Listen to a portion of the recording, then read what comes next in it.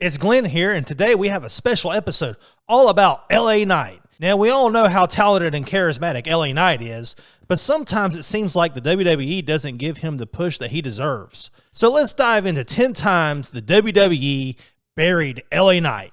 Don't forget to hit that like button, subscribe, and ring the bell for more wrestling content. Let's go into it. Yeah!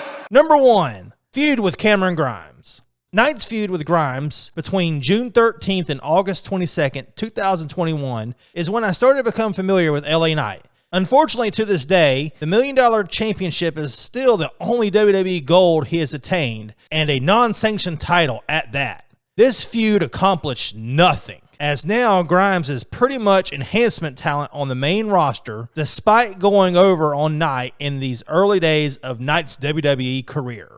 Number 2, maximum male models. Knight being forced to work as Max Dupree between July the 1st and October the 7th of 2022 was just humiliating. He was booked as a manager, and if it were not for Triple H saving him from this humiliating booking, we may have lost LA Knight to bad booking forever. Despite the terrible gimmick, Knight did the best he could with it and would eventually be allowed to resume his LA Knight role. Number 3, the Mountain Dew Pitch Black match. LA Knight wrestled on January 28th, 2023 in Bray Wyatt's final match. Neither man knew at the time that this would be his final match, however, and it was a ridiculous Mountain Dew Pitch Black match. Now, I agree that Wyatt should have won here, but it should have been a different kind of match, and it should have been against The Fiend returning. But it was not, and we were insulted twice by having this be Wyatt's last book match and Knight's first big PLE match. Bray Wyatt would pass away later in 2023. If there's anything good I can say about this match, it's that at least Wyatt's last match was against someone as good as Knight. And WWE,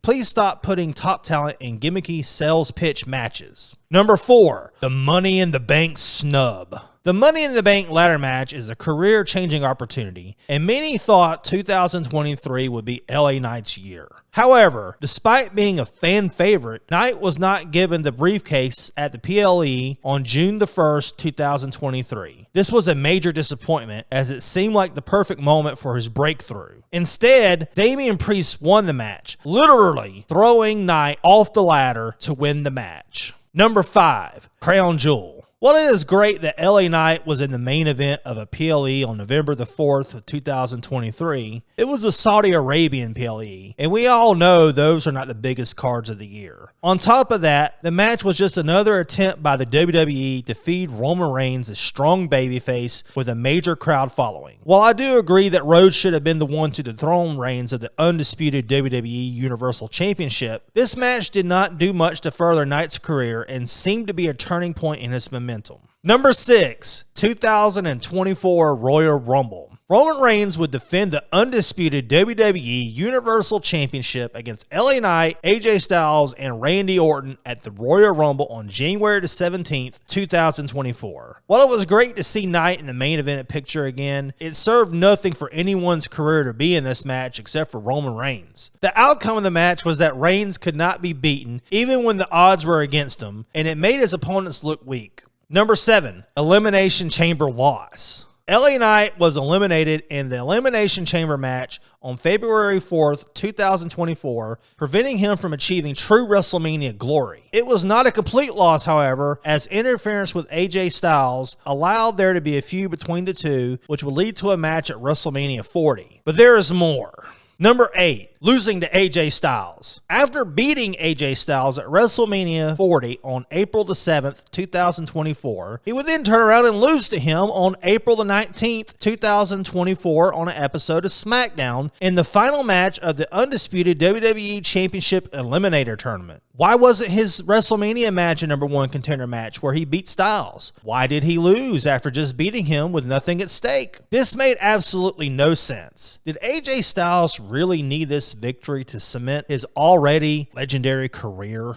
Number 9, losing to Tama Tonga. In the 2024 King of the Ring tournament, LA Knight would lose to Tama Tonga on May the 17th, 2024 in the quarterfinals. Not only is it ridiculous for him to lose to someone who just showed up in the company, LA Knight should have at least made it to the final. This was another opportunity to push Knight that they completely dropped. And this gets me into another thing. Number 10, LA Knight's overall post-Mania booking in 2024. What in the hell are they doing with LA Knight? The guy has been on fire and now they are doing nothing with him. In our last video on LA Knight, many people commented that Knight is sure to become the US champion at SummerSlam. But seeing will be believing with how severely they have buried Knight. It has gotten to the point where if you see Knight in a match that has any real stakes in it, you expect him to lose because of the WWE's terrible booking. This is another case of the WWE having a hot character and failing to capitalize on it. Shame on the WWE for booking this great competitor this way.